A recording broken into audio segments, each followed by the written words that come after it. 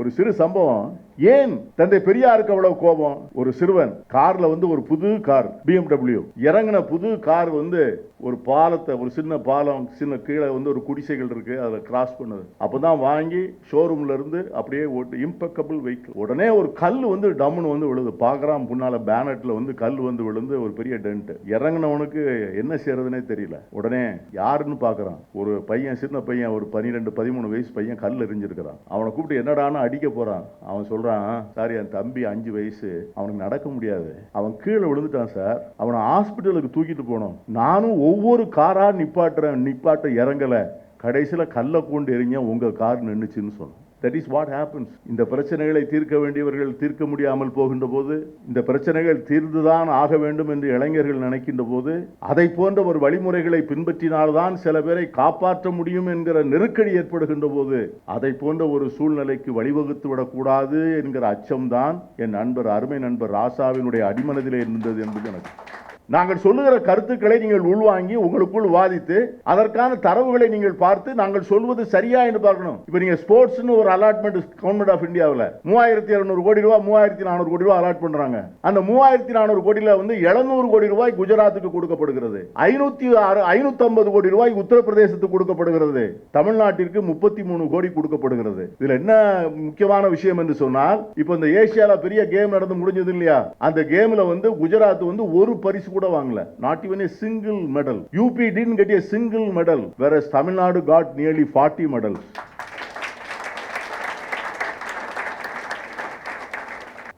இந்திய அரசியல் சாசன சட்டம் என்பது மீள வாசிக்கப்பட வேண்டும் என்கிற கோரிக்கையினுடைய இந்த கோரிக்கை 2 தரப்பினரால் வைக்கப்படுகிறது. இந்த வலதுசாரி மதவாத சக்திகளும் இந்திய அரசியல் சாசன சட்டத்தை மீள வாசிக்க வேண்டும் என்றுதான் சொல்கிறார். அதே சமயத்தில் இந்த அரசியல் சாசன சட்டம் கட்டமைக்கப்பட்ட போது இது உருவாக்கி கொடுக்கின்ற ஒரு சமூகம் நாம் நினைத்தோம் அல்லவா, கனவு கண்டோம் அல்லவா, அந்த சமூகத்தை இந்த அரசியல் சாசன சட்டம் உருவாக்கி கொடுக்கவில்லை என்று ஆதங்கப்படுகின்றவர்களும், இந்த அவர் சொல்வது போல மதவெறி, சாதி வெறி போன்ற பிரிவினை சக்திகளால் இந்திய சமூகம் வரலாற்றில் என்றுமில்லாத அளவிற்கு பிளவுபட்டு நிற்பதையும் பார்க்கின்ற போது, அவர்களுக்கும் இந்த அரசியல் சாசன சட்டத்தின் மீது நம்பிக்கை இல்லை என்பதை போல ஒரு தோற்றம் வருவது தவிர்க்க முடியாது என்பதையும் நான் ஏற்றுக்கொள்கிறேன். ஆனால் இந்த இளம் தலைமுறையாகி இருக்கின்ற நீங்கள் இதை எப்படி சிந்திக்க வேண்டும் என்பதற்கான 2 தரப்பு கருத்துக்களையும் நீங்கள் கேட்க வேண்டும், 2 தரப்பு கருத்துக்களையும் நீங்கள் விவாதத்திற்கு உட்படுத்த வேண்டும். இப்போ நாங்கள் எல்லோரும், including myself, we were all born after independence. We were all born after the country was made into a democratic republic. எங்களுக்கு சுதந்திர போராட்டத்தை பார்க்கக்கூடிய வாய்ப்பு எங்களுக்கெல்லாம் கிடைக்கவில்லை. சுதந்திர போராட்டம் நடந்த காலத்திலே அந்த போராட்டம் இந்தியா முழுவதும் விரிந்து ஒரு பெரிய தீயாய் எரிந்து சுதந்திரத்தின் தாகமும் வேகமும் தேசம் முழுவதும் பற்றி எரிகின்ற போது, இந்த தேசத்தை வடிவமைப்பதற்காக தங்களை முழுமையாக காணிக்கைக்காக்கி கொண்ட பிதாமகர்கள் என்ன கனவுகளில் இந்த தேசத்தை கட்டமைத்தார்கள் என்பதற்கான நமக்கு இருக்கின்ற ஒரே சான்றாவணம் the debates in the Constituent Assembly. அரசியல் சாசன சட்ட அமர்வுகளிலே அந்த விவாதங்கள் தான் எதற்காக சுதந்திர போராட்டம் நடந்தது, சுதந்திர போராட்டத்திற்காக ஏன் இவ்வளவு பெரிய தலைவர்கள் தங்கள் முழுமையாக தங்களை தியாகமாக்கி கொண்டு தங்களிடம் இருந்தவற்றை ஏன் ஆயிரக்கணக்கானோர் லட்சக்கணக்கானோர் தங்கள் உயிர்களே இழந்தார்கள் என்று சொன்னால், அவர்கள் எப்படிப்பட்ட இந்தியாவை கட்டமைக்க விரும்பினார்கள் என்பதை நாம் எதிலிருந்து புரிந்து கொள்ள முடியும் என்று சொன்னால், only from the debates of the Constituent Assembly. என் அன்பிற்குரிய நண்பர்களே, சிகாகோ பல்கலைக்கழகம் ஒரு பெரிய ஆராய்ச்சியை நடத்தியது. உலக நாடுகளில் உள்ள 740 அரசியல் சாசன சட்டங்களை எடுத்து, அந்த அரசியல் சாசன சட்டங்கள் எல்லாம் எப்படி வடிவமைக்கப்பட்டன, எப்படி செயல்படுத்தப்பட்டன, எவ்வளவு காலம் செயல்படுத்தப்பட்டன, அந்த அரசியல் சாசன சட்டங்கள் எதிர்கொண்ட பிரச்சனைகள் என்ன, இப்படியெல்லாம் அவர்கள் அதை அலசி ஆராய்கின்ற போது அவர்கள் தருகின்ற ஒரு புள்ளி விவரம் என்பது நாம் எல்லோரையும் சற்று அதிர்ச்சி அடைய வைக்கும், சில பேரை ஆச்சரியப்பட வைக்கும். உலக நாடுகளில் இதுவரை வடிவமைக்கப்பட்ட அரசியல் சாசன சட்டத்தினுடைய சராசரி வயது 7.5 ஆண்டுகள் தான். உலக நாடுகளில் எல்லா இடத்திலும் அரசியல் சாசன சட்டம் ஒன்று உருவாக்கப்பட்டு அந்த அரசியல் சாசன சட்டம் அமுல்படுத்தப்பட்ட அரசியல் சாசன சட்டங்களுடைய சராசரி வயதை கணக்கிட்டால் 7.5 வருடங்கள் தான் ஒரு அரசியல் சாசன சட்டம் நின்றிருக்கிறது. சில அரசியல் சாசன சட்டங்கள் உருவாக்கப்பட்ட அடுத்த ஆண்டே அதை பார்க்க முடியும். முதல் பிறந்த நாளையே they didn't see their first birthday. 2 ஆண்டுகளில் 3 ஆண்டுகளில் குற்றுயிராய் கொலையுயிராய் மரித்து போன அரசியல் சாசன சட்டங்கள் அநேகம். அதிலே 75 ஆண்டுகள் நின்று இன்னும் நிற்க முடியும் என்கிற நம்பிக்கையோடு எந்த விதமான சூழ்நிலைகள் வந்தாலும் எதிர்கொள்ள முடியும், அதற்கான ஏற்பாடுகளையும் உள்வாங்கி கொண்டிருக்கிற நம்முடைய அரசியல் சாசன சட்டத்தை நமக்கு உருவாக்கி நம்முடைய கைகளிலே கொடுத்திருக்கிற அந்த பெரிய மனிதர்களை நன்றியோடு நினைத்து பார்க்கின்ற ஒரு அருமையான நேரம்தான் இந்த அரசியல் சாசன சட்ட நாள் என்று நான் நினைவு கூறுகிறேன். ஏனென்றால் நாம் எல்லோருக்குமே எதுவுமே நமக்கு மிக எளிதாக கிடைத்து விட்டால் அதனுடைய முக்கியத்துவம் நமக்கு தெரியாது. கண்கள் இமைப்பதை நாம் எத்தனை பேர் சிந்தித்து பார்த்திருக்கிறோம்? நாக்கில் நீர் சுரப்பதை எத்தனை பேர் நாம் சிந்தித்து பார்த்திருக்கிறோம்? மூச்சை உள்வாங்கி வெளியே விடுவதை எவ்வளவு பேர் நாம் சிந்தித்து பார்த்திருக்கிறோம்? ஆனால் இவைகளெல்லாம் ஒரு நிமிடம் நடக்கவில்லை என்று சொன்னால், 1 மணி நேரம் நடக்கவில்லை என்று சொன்னால், நாம் மிக சாதாரணமாக நினைக்கின்ற செயல்கள் உயிர் வாழ்வதற்கே மிக அவசியமான செயல்கள் என்பதனுடைய அந்த ஆழத்தை புரிந்து கொள்வதன் மூலமாகத்தான் இந்த அரசியல் சாசன சட்டம் எதற்கு. அநேகர் இன்றைய நாட்டிலே யாருடைய ஆட்சி நடக்கிறது என்று ஒரு சாதாரண ஒருவரை கேட்டால் மோடியினுடைய ஆட்சி நடக்கிறது என்று சொல்வார்கள். காங்கிரஸ்காரர்கள் காலத்திலே கேட்டால் நாங்கள் சொல்வோம் மன்மோகன் சிங் ஆட்சி நடக்கிறது, ராஜீவ் காந்தி ஆட்சி நடந்தது, இந்திரா காந்தியின் ஆட்சி நடந்தது. தமிழகத்திலே சொல்வார்கள் கலைஞருடைய ஆட்சி நடந்தது, எம்ஜிஆருடைய ஆட்சி நடந்தது, ஜெயலலிதாவுடைய ஆட்சி நடந்தது என்று. ஆனால் என் அருமை நண்பர்களே, அதில் எதுவுமே உண்மை இல்லை. இந்த நாட்டில் நடந்தது சட்டத்தின் ஆட்சி மட்டுமே, த ரூல் ஆஃப் லா. அரசியல் சாசன சட்டம் பிறந்து இந்த நாட்டில் எந்த ஆட்சியும் நடக்க முடியாது என்கிற ஒரு கட்டுக்கோப்பை வைக்க போய்த்தான் 5 ஆண்டுகளுக்கு ஒரு முறை தேர்தலை சந்தித்தோம். நம்மோடு சுதந்திரம் பெற்ற நாடுகளை பார்க்கிறோம். நமக்கு கீழே இலங்கை இருக்கிறது, பக்கத்திலே பர்மா இருக்கிறது, பாகிஸ்தான் இருக்கிறது, மியான்மர் இருக்கிறது. இன்னும் உலக நாடுகளிலே பல நாடுகள் நமக்கு முன்னும் பின்னும் காலனி ஆதிக்கத்தில் இருந்து சுதந்திரம் பெற்ற நாடுகளாக இருந்திருக்கின்றன. அந்த சுதந்திரம் பெற்ற நாடுகளுடைய இன்றைய நிலைமை என்ன?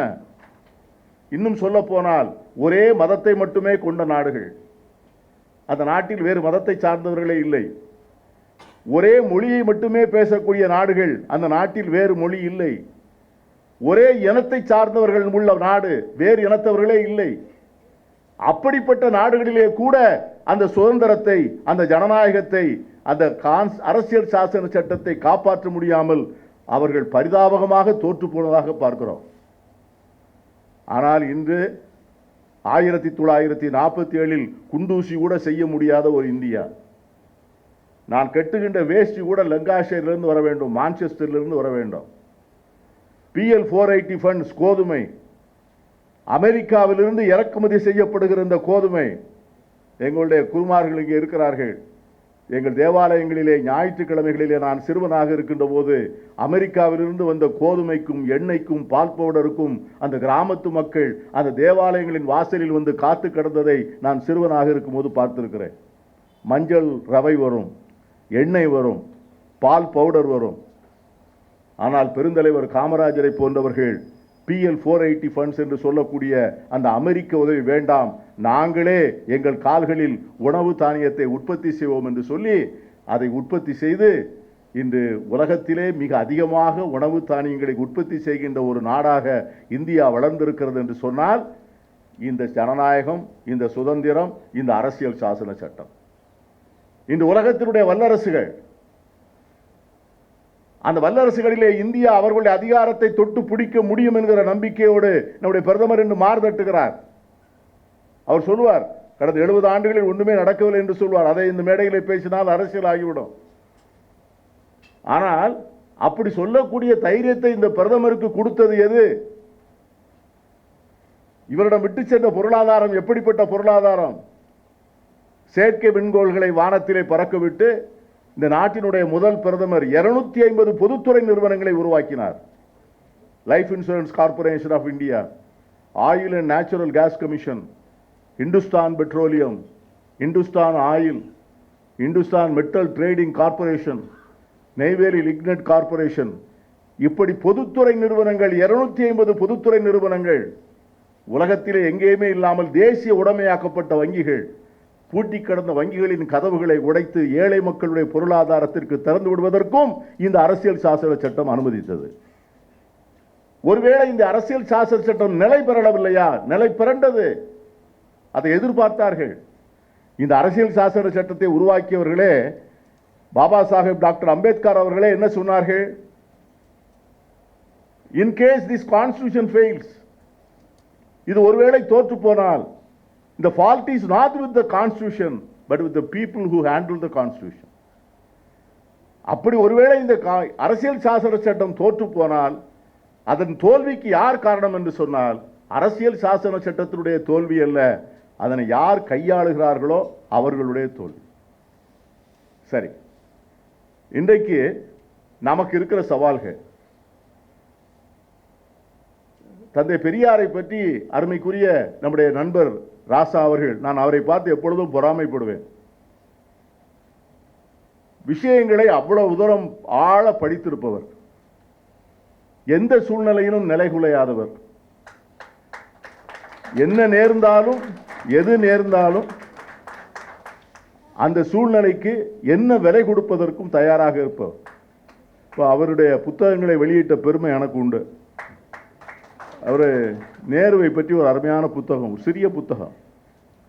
நான் பல காங்கிரஸ்காரர்களிடம் சொல்லுவேன், உங்களுக்கெல்லாம் தெரியாத விஷயத்தை அவர் எழுதியிருக்காருப்பா, கொஞ்சம் வாங்கி படிச்சுப்பார். அவர் சொன்னார், தந்தை பெரியாருக்கு நம்பிக்கை இல்லை. தலைவர் பெரியார் என்ன சொன்னார் அம்மதை உள்வாங்க வேண்டும் என்று சொன்னார். கலைஞர் எழுதினார் பெரியாரை பற்றி, ராவணன் தூங்குவான், தூங்குகின்ற ராவனை எழுப்புவதற்காக மண்டோதரி வந்து காலையிலே அருமையாக ஒரு இன்னிசை பாடல் பாடுவாள். என் மணாளா என் குணாளா என்று தட்டுவாள். அவன் உடனே கண் விழித்து மண்டோதரி முகத்தை பார்த்து எழுந்து விடுவான். ஆனால் கும்பகர்ணனை எழுப்புவதற்கு 4 யானைகள் வேண்டும். தும்பிக்கைகளை கும்பகர்ணன் காதுகளில் விட்டு பிளற வேண்டும். அவன் நெஞ்சில் யானை ஏறி மிதிக்க வேண்டும். அப்படின்னா தான் அவன் எழுந்திருப்பான். தந்தை பெரியார் வந்து தூங்குகின்ற தமிழ் சமூகத்தை எழுப்புவதற்காக அதை போல யானைகளை தும்பிக்கைகளை விட்டு பிளற விட்டிருக்கிறார். ஒரு சிறு சம்பவம். ஏன் தந்தை பெரியாருக்கு அவ்வளவு கோபம்? ஒரு சிறுவன் கார்ல வந்து ஒரு புது கார் BMW இறங்கின புது கார் வந்து ஒரு பாலத்தை, ஒரு சின்ன பாலம், சின்ன கீழே வந்து ஒரு குடிசைகள் இருக்கு, அதில் கிராஸ் பண்ணுது. அப்போதான் வாங்கி ஷோரூம்ல இருந்து அப்படியே ஓட்டு, இம்பெக்கபிள் வெஹிக்கிள். உடனே ஒரு கல் வந்து டம்முன்னு வந்து விழுது. பார்க்குறான் முன்னால பேனட்டில் வந்து கல் வந்து விழுந்து ஒரு பெரிய டென்ட்டு. இறங்கினவனுக்கு என்ன செய்யறதுனே தெரியல. உடனே யாருன்னு பார்க்குறான், ஒரு பையன், சின்ன பையன், ஒரு 12-13 வயசு பையன் கல் எரிஞ்சிருக்கிறான். அவனை கூப்பிட்டு என்னடான்னு அடிக்க போகிறான். அவன் சொல்கிறான், சாரி என் தம்பி 5 வயசு, அவனுக்கு நடக்க முடியாது, அவன் கீழே விழுந்துட்டான் சார், அவனை ஹாஸ்பிட்டலுக்கு தூக்கிட்டு போனோம், நானும் ஒவ்வொரு காராக நிப்பாட்ட இறங்கலை, கடைசியில் கல்லை கொண்டு எறிஞ்ச உங்கள் கார் நின்றுச்சுன்னு சொன்னான். That is what happens. இந்த பிரச்சனைகளை தீர்க்க வேண்டியவர்கள் தீர்க்க முடியாமல் போகின்ற போது, இந்த பிரச்சனைகள் தீர்ந்துதான் ஆக வேண்டும் என்று இளைஞர்கள் நினைக்கின்ற போது, அதை போன்ற ஒரு வழிமுறைகளை பின்பற்றினால்தான் சில பேரை காப்பாற்ற முடியும் என்கிற நெருக்கடி ஏற்படுகின்ற போது, அதை போன்ற ஒரு சூழ்நிலைக்கு வழிவகுத்து விடக்கூடாது என்கிற அச்சம்தான் என் நண்பர், அருமை நண்பர் ராசாவினுடைய அடிமனதிலே இருந்தது என்பது எனக்கு. இந்த அரசியல் சாசன சட்டம் இது வந்து 389 பேர், ஏறக்குறைய 3 ஆண்டுகள், 118 நாட்கள் மொத்தத்தில் கணக்கு போட்டு பார்த்தா, இரவும் பகலும் உட்கார்ந்து வாதித்து அந்த அரசியல் சாசன சட்ட அவையிலே யாரெல்லாம் இருந்தார்கள் என்றுதான் உங்களுக்கு ஆச்சரியம். நான் இதை மீள் வாசிப்புன்னு சொல்லும் போது நான் ஏன் பயப்படுறேங்கிறதுக்காக உங்களுக்கு நான் சொல்றேன். அந்த அரசியல் சாசன சட்டசபையில் இருந்தவர்கள் யாரெல்லாம் தெரியுமா? மிகப்பெரிய சனாதனிகள், பெரிய ஆதிக்க சாதியினுடைய எஜமானர்களாக கருதப்பட்ட நிலப்பிரபுக்கள், அவர்களுடைய பிரதிநிதிகள் அந்த சபையிலே இருந்தார்கள். இந்துஸ்தானி தெரியாதவர்கள் இந்த நாட்டில் இருக்கக்கூடாது, அவர்கள் நாட்டை விட்டு வெளியே போக வேண்டும் என்று சொன்ன அந்த மொழி வெறியர்களும் உள்ளே இருந்தார்கள். தியாகி கக்கன் போன்ற அடித்தட்டு சமூகத்து மக்கள் இருந்தார்கள். தலைவர் காமராஜரை போன்றவர்கள் இருந்தார்கள். அல்லாடி கிருஷ்ணசாமி ஐயங்காரை போன்ற மெத்த படித்த மாமேதைகளும் இருந்தார்கள். காங்கிரஸ் பேரியக்கத்தில் இருந்தாலும் கூட வரதுசாரி இந்துத்துவ மனவார்மை கொண்ட பாபுஜி ராஜேந்திர பிரசாத் அவர்களும் இருந்தார்கள். இப்படி இந்தியாவிலே எத்தனை சாதிகள், எத்தனை மதங்கள், எத்தனை அரசியல் தத்துவங்கள், அத்தனை பேர்களும் அந்த 389 வரையில் இருந்தார்கள். ஆனால் என்ன அதுல what is the beauty of it? இவர்கள் எல்லோரும் ஒரு இடத்திற்குள்ளே உட்கார முடிந்தது. இவர்கள் எல்லோராலும் விவாதிக்க முடிந்தது. இன்னைக்கு பாராளுமன்றத்தை 3 மணி நேரத்திற்கு மேல் நடத்த முடியவில்லை. ஒரு கூட்டத்தொடர் 15 நாள் நடந்தது என்று சொன்னால் எத்தனை மணி நேரம் வாதம் நடந்தது என்று சொன்னால் 1 மணி நேரம் அல்லது 1.5 மணி நேரம் தான் விவாதம். இதற்கு மக்களால் தேர்ந்தெடுக்கப்பட்ட மக்கள் பிரதிநிதிகள் அரசியல் சாசன சட்டம் ஒன்று பின்பற்றி procedure of the Lok Sabha, procedure of the Rajya Sabha, procedure of the Legislative Assembly, to control it a speaker, a secretary general, and above all there is a governor. With all these arrangements, these parliaments and assemblies could not function for more than 2 hours, 3 hours. ஆனால் 118 நாட்கள் உட்கார்ந்து முரண்பட்டவர்கள், முரண்பாடுகளின் மூட்டையை கெட்டு கட்டினதை போல பாம்பும் தேடும் பல்லியும் பூரா எல்லாரையும் ஒன்றா போட்டு கட்டியும் கூட 118 நாட்கள் அவர்களால் வாதிக்க முடிந்தது. they were able to arrive at a consensus. அவர்களால் ஒரு ஒற்றுமைப்பாடுக்கு வர முடிந்தது. they were able to draft a code. அவர்களால் அதை சட்டமாக வடிக்க முடிந்தது. they were able to get the approval of the parliament. பாராளுமன்றத்தினுடைய அவருடைய அனுமதியும் பெற முடிந்தது. ஆனால் நான் கேட்கிறேன், இன்னைக்கு வச்சுக்கங்க, for sake of argument sake, we want to enact a new constitution. We will give you a go by for this present constitution. ஒரு கான்ஸ்டியூண்ட் அசம்பிளியை நம்மளால இப்போ கான்ஸ்டியூட் பண்ண முடியுமான்னு பாட்டு நீங்க பாருங்க. Can we convene a constituent assembly? நீங்க ஒரு எலெக்ஷன் நடத்தி கான்ஸ்டியூண்ட் அசம்பிளிக்கு மெம்பர்ஸ் எடுத்துட முடியுமா? அப்படி மெம்பர்ஸ் எடுத்தீங்கன்னா இதை போன்ற எல்லா தரப்பு மக்களும் வருவார்களா, அல்லது ஒரே ஒரு தத்துவத்தை கொண்டவர்களை மட்டுமே வைத்து அந்த அரசியல் சாசன சட்ட சபை அமைக்கப்படுமா? அவர்களால் வாதிக்க முடியுமா? அவர்களால் ஒருமுறைப்பட்ட ஒரு கருத்துக்கு வர முடியுமா? வர முடியாது. I am 100% sure about it. அதற்கான நிலையிலே இந்த நாடு இன்று இல்லை. ஆகவே நமக்கு இருக்கிற ஒரே வாய்ப்பு என்ன? What is the only single option to safeguard this constitution, to protect this constitution, to get respect for this constitution among the masses, and also to make them aware that it is the only vital document that can keep this democracy alive, that keep the idea of India ever vibrant and ever going. ஆகவேதான் constitution டேங்கிறது இன்னைக்கு அதுக்காக தான் நாம் கொண்டாடுகிறோம். பொதுவாக இளைஞர்களுக்கு இதன் மேல் உள்ள முக்கியத்துவம் தெரியணுங்கிறதுக்காக வேண்டி. ஆனால் இன்றைக்கு நமக்கு ஏற்பட்டிருக்கிற நெருக்கடி அருமைக்குரிய ராஜா சொன்னார், முதல்ல judge, if you want to protect the constitution, the first step, what is the first step? ஜனநாயக நிறுவனங்களை செழுமைப்படுத்த வேண்டும். டெமோக்ராட்டிக் இன்ஸ்டிடியூஷன்ஸ், நம்முடைய அரசியல் சாசன சட்டம் பாதுகாக்கப்படுகிறது என்று சொன்னால் அதை பாதுகாப்பதற்கான கட்டமைப்புகளை அந்த சாசன சட்டமே உருவாக்கி கொடுத்தது.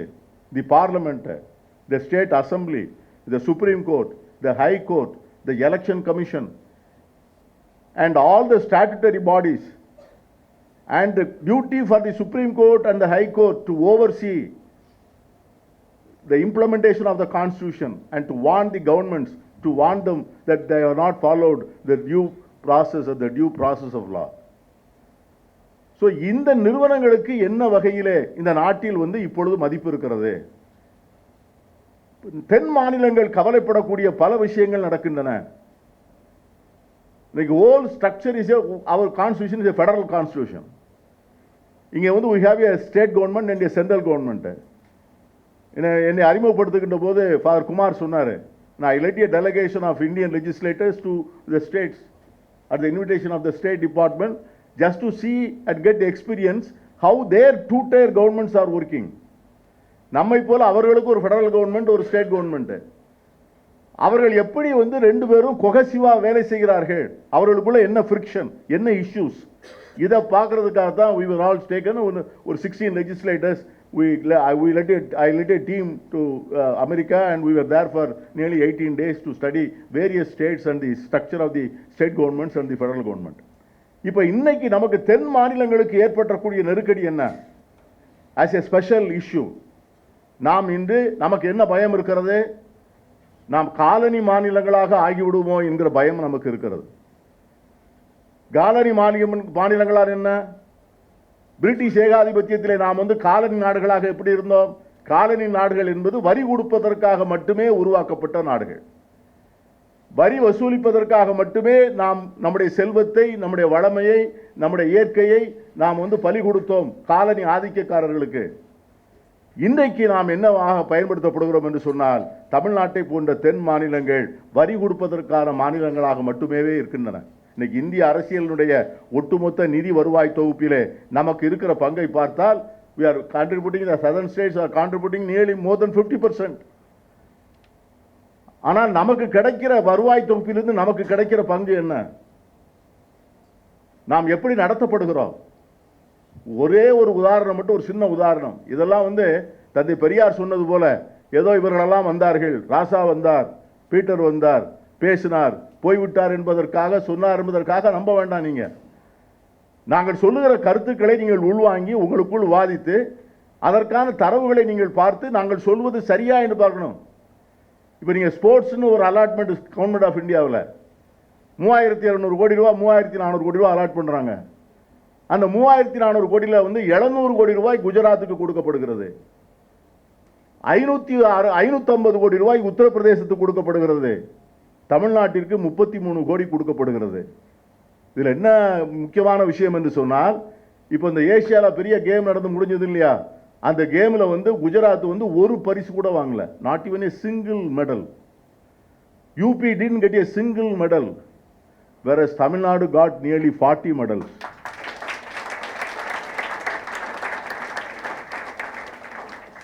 இதையெல்லாம் எப்படி சரி செய்வது? இதையெல்லாம் வந்து சரி செய்யக்கூடிய நாள் வேண்டாமா? இன்னைக்கு வந்து நம்முடைய அரசியல் சாசன சட்டத்தை பற்றி இன்னைக்கு நம்முடைய முன்னாள் தலைமை நீதிபதி வந்து ஒரு அருமையாக ஒரு இடத்துல வந்து பேசியிருக்கிறாரு. இன்னைக்கு டைம்ஸ் ஆஃப் இந்தியாவில் இருக்கு, நிறைய படிச்சிருப்பீங்கன்னு நினைக்கிறேன். நான் அதை மட்டும் உங்களுக்கு வந்து ஒரு தடவை நான் வந்து வாசித்து காமிச்சிடறேன்.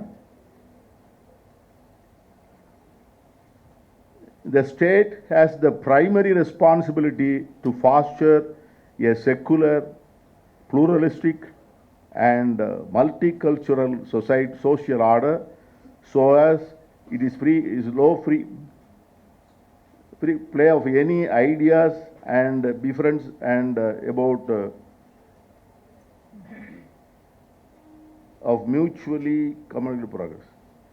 And the Constitution not only guarantees a person's freedom of religion and conscience, but also it ensures freedom for one man who has no religion. அரசியல் சாசன சட்டத்தினுடைய the preamble, that is the most important thing. அதை மட்டும் வந்து நீங்க வந்து, if at all there is going to be a discussion among yourselves in the short time, இந்த preamble மட்டுமே நீங்கள் எடுத்து பார்த்தீங்கனாலே இந்த அரசியல் சாசன சட்டம் எதற்காக வடிவெடுக்கப்பட்டது. இந்த preamble என்ன சொல்லுது அப்படின்னு கேட்டீங்கன்னா, it's a sovereign democratic republic. democratic republicங்கிறது வந்து இந்த first and foremost issue. இந்த டெமோக்ரஸியில் வந்து உங்களுக்கு என்னன்னா ஒரு முக்கியமான கோணம், the democracy functions on the principles of majority. ஒரு அறையில் வந்து 100 பேர் இருந்தால் 51 பேர் என்ன நினைக்கிறாங்களோ அதுதான் நடக்கும். that is the democracy. 49 பேர் வந்து அவங்களுடைய நிலை என்ன? இப்போ இந்த 51 பேரும் if they decide that only the 49 people have to follow what the 51 says, 51% says, whether it is democracy, but that is not democracy. Democracy means the majority has to rule, the minority has to live. The minority rights are protected, minority rights are respected, the minority's social concerns are taken care of. That alone can be the democracy. Otherwise it becomes a majoritarianism. So இன்றைக்கு இந்தியாவினுடைய சூழ்நிலையில் இன்றைக்கு இருக்கிற பல்வேறு சமூகங்களில் இருக்கக்கூடிய மக்கள், இன்றைக்கு பல நேரங்களில் நடக்கிற தர்க்கங்கள், இந்த நாட்டிலே நடக்கிற நடப்பு, நாட்டிலே நடக்கிற பிரச்சாரங்கள், தேர்தல்கள் நடத்தப்படுகின்ற விதம், வாக்கு வங்கிகளை உருவாக்குகிற விதம், சில மாநிலங்களிலே மக்கள் பிரதிநிதிகள் இருக்கின்ற சூழ்நிலைகளை பார்க்கின்ற போது இது எப்படி ஜனநாயகமாக இருக்க முடியும் என்கிற கவலை வருகிறது. இன்னைக்கு பாருங்க, நம்முடைய மத்திய அரசு, இந்த மத்திய அரசு ஏறக்குறைய 140 கோடி மக்களில் ஒரு 32-33 கோடி இஸ்லாமியர்கள் இருக்கிறார்கள். இந்த அமைச்சரவையில் ஒரு பிரதிநிதி கூட இஸ்லாமியர் இல்லை என்பது அது எப்படி வந்து ஒரு ஜனநாயகமாக இருக்க முடியும்? 33 crores nearly. இந்த நாட்டினுடைய பெரும்பான்மையாக இருக்கின்ற பல மாநிலங்களிலே invariably not more than 10%, 11%, 12% of Muslim population, but they don't have not even a single representative in the assembly or in the cabinet. And what is happening in Manipur? Freedom of expression, freedom of religion என்று சொல்கிறோம். இன்றைக்கு வந்து இந்த father ஸ்டான் சுவாமியை பற்றி நான் உங்களுக்கு மீண்டும் நினைவூட்ட வேண்டிய அவசியம் இல்லை. மலைவாழ் மக்கள் மத்தியில் தன்னுடைய வாழ்க்கை முழுவதையும் துவைத்த ஒரு மாபெரும் ஒரு தியாகி மட்டுமல்ல, கடைசியில் வந்து வாழ்க்கையே வந்து அவர்களோடு தான் வாழ்வேன். இப்போ நம்முடைய ரெக்டரு, நம்முடைய பிரின்சிபல், நம்முடைய செக்ரட்டரி, ஃபாதர்ஸ்லாம் பார்க்குறோம், இதே ஜெஸ்யூட் சொசைட்டி தான். அவர் நம்ம ஊருக்காரர் தான், திருச்சிக்காரர். அவர் நினைத்தால் வந்து இந்த மாதிரி ஒரு கல்லூரியில் இருந்து அவரும் தன்னுடைய வகுப்புகளை, பாடங்களை நடத்தி ஆயிரக்கணக்கான மாணவர்களை உருவாக்கி விட்டு போயிருந்திருக்கலாம். ஆனால் he chose a different path. நான் மலைவாழ் மக்களோடு போய் அவங்க குடிசையில் தான் வாழ்வேன், அவங்க சாப்பிட்ற சாப்பாடு தான் நான் சாப்பிடுவேன், அவங்களோடு இருப்பேன் என்று சொல்லி ஏறக்குறைய 40 ஆண்டுகள் இருக்கிறார். அப்படி இருந்தவரை வந்து நீங்கள் அரெஸ்ட் பண்ணி நீங்கள் ரிமாண்ட் பண்ணுறீங்க. ரிமாண்ட் பண்ணுகின்ற போது உயர்நீதிமன்றத்தில் என்ன கேட்குறாரு? ஜாமீன் பண்ண போடுகின்ற போது வேற ஒன்றும் கேட்கல. அவருக்கு வந்து இந்த பர்கின்சன் டிசீஸ்ன்னு சொல்லி கை நடுக்க வியாதி, ஒரு கூடையில் வந்து தண்ணி எடுத்து குடிக்க முடியாது. அப்படிப்பட்டவரை கொண்டு போய் சிறைச்சாலையில் கொண்டு போய் வைத்திருக்கிறீர்கள். அவர் கேட்குறாரு, கடைசி நாள் பெயில் அப்ளிகேஷன் வருது. அவர் வக்கீல இருந்து கேட்குறார், நீதி அரசர்கிட்ட கேட்டார் சுப்ரீம் கோர்ட்டில், என் கட்சிக்காரர் கேட்குறாரு, என்னை போய் என் மக்கள் மத்தியில் போய் சாக விடுங்கன்னு கேட்குறாருன்னு பெயில் அப்ளிகேஷன் ஆர்குமெண்ட்டே அதுதான். It was not argued on any merit, not on any legal provision. The defence council, the counsel for the father stands, just to know, he stood up in the Supreme Court and pleaded that, my lord, my client is a man above 85 years, he is suffering from Parkinson's disease and he just wants to die, go and die among his people, permit him. ஆனால் நீதிமன்றம் வந்து உச்ச நீதிமன்றம் வந்து வாய் திறக்கல. திரும்ப case வாய்தா போடுறாங்க 4 நாள் கழிச்சு. 4வது நாள் வந்து திரும்ப எடுத்து நீதியரசர் கேட்குறாரு சுப்ரீம் கோர்ட்டில், come on, what happened to your bail application? The defense counsel stood up and said, my lord, I don't press the application. Why? My client is no more. This is what the Supreme Court did. அரசியல் சாசன சட்டத்தினுடைய செயல்பாட்டையும் தனி மனித சுதந்திரத்தையும் அரசியல் சாசன சட்டத்தினுடைய முகப்பிலே நமக்காக உறுதி செய்யப்பட்ட the freedom of life, freedom of expression, freedom of faith, இதை உருவாக்குவதற்கு பாதுகாக்க வேண்டிய உச்ச நீதிமன்றத்தினர் கிடைத்த இதெல்லாம் எதுக்கு நான் சொல்றேன்னு சொன்னா, with all these defects, with all these setbacks, what's our purpose? We have to at any cost to protect this constitution. Why? We don't have an alternative, we don't have a better alternative. ஆகவே நாம் எல்லோரும் குறிப்பாக இளைஞர்கள், மாணவர்கள். இன்னைக்கு எனக்கு வரக்கூடிய தகவல்கள்லாம் பார்த்தீங்கன்னா, நேற்று வந்து I said article in the Times of India. In 2100 there will be population only of 2 billion people in the whole world. 2100 வந்து மொத்தமே உலகத்திலே 2 பில்லியன் மக்கள் தான் இருப்பார்கள் என்று சொல்றாங்க. அந்த பிறப்பு விகிதம் குறைந்து கொண்டே போகிறது. அதற்கு பிறகு நீங்க வந்து இன்னைக்கு வந்து ஆர்டிஃபிஷியல் இன்டெலிஜென்ஸ் அந்த ஏஐ கம்பெனியில் என்ன நடந்திருக்குங்கிறத பார்க்குற தகவல்களை பார்த்தா நமக்கு இன்னும் ஆச்சரியமா இருக்குது. அந்த சிஓ வந்து முதல் நாள் வந்து he was sent out. 4 days back he was brought in. மைக்ரோசாஃப்ட்ல போய் ஜாயின் பண்ணாரு, உடனே திரும்ப கூட்டு வந்தாங்க. என்ன விஷயம் என்று கேட்டால், வெளியே வருகிற தகவல்கள் வந்து they were just a second or an inch away from finding a technology to locate a thinking machine that will break the human chain.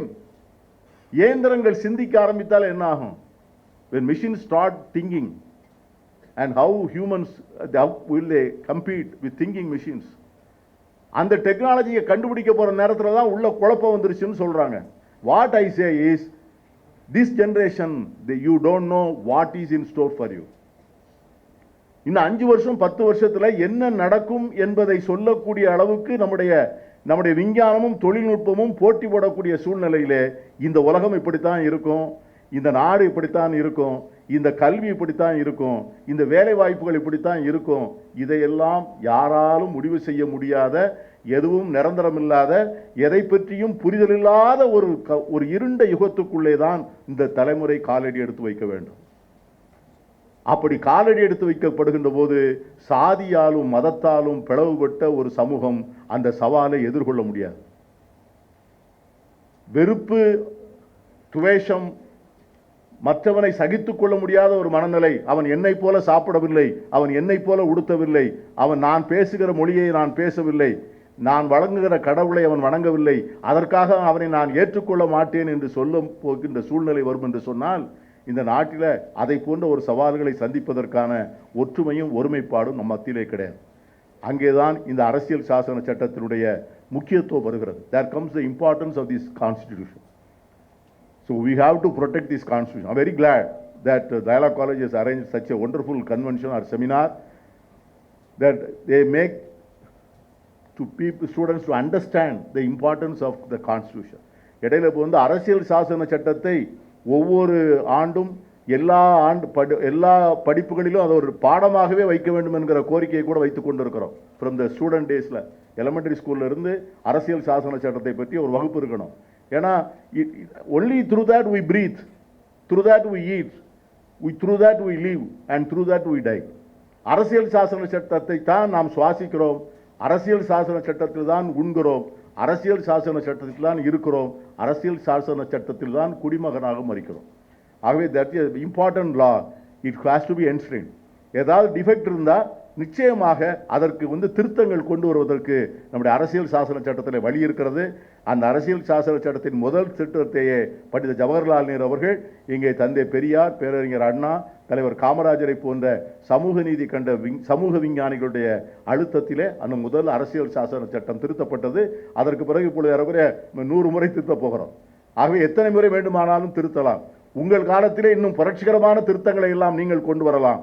என்னுடைய வேண்டுகோள் எல்லாம், இந்த அவையிலே இருக்கின்ற நீங்கள் நாளைக்கு நாடாளுமன்றத்திற்கு நாடாளுமன்ற உறுப்பினர்களாக போக வேண்டும், சட்டமன்றத்திற்கு சட்டமன்ற உறுப்பினர்களாக போக வேண்டும்.